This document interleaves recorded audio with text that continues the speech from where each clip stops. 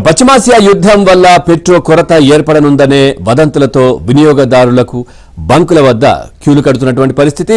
Petrol దొరకదని, యుద్ధం వల్ల కొరత ఏర్పడనుందని సోషల్ మీడియాలో ప్రచారం చేస్తుండటంతో అవసరం లేకపోయినా అదనంగా పెట్రోల్, డీజిల్ కొట్టించుకుంటున్నారు. దీంతో హైదరాబాద్తో పాటు తెలంగాణలోని పలు జిల్లాల్లో, ఏపీలోని కొన్ని ప్రాంతాల్లో పెట్రోల్ బంకుల వద్ద జనం క్యూలు కట్టారు.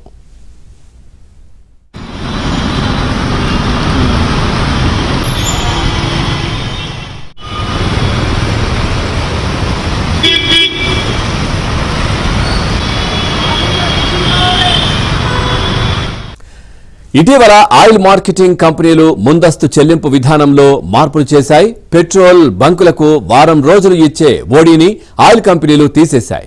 డబ్బులు ఇచ్చి పెట్రోల్ తీసుకోవాలని కంపెనీలు చెబుతా ఉన్నాయి. ఓవర్ డ్రాఫ్ట్ అవకాశం లేకపోవడంతో కొన్ని పెట్రోల్ బంకుల వద్ద నో స్టాక్ బోర్డులు పెట్టారు. నో స్టాక్ బోర్డులతో యుద్ధం వల్లే పెట్రోల్ కొరత వచ్చిందని వదంతులు వ్యాపించాయి. దీనికి సోషల్ మీడియాలో ప్రచారం తోడై బంకుల వద్ద జనం క్యూలు కడుతున్నారు.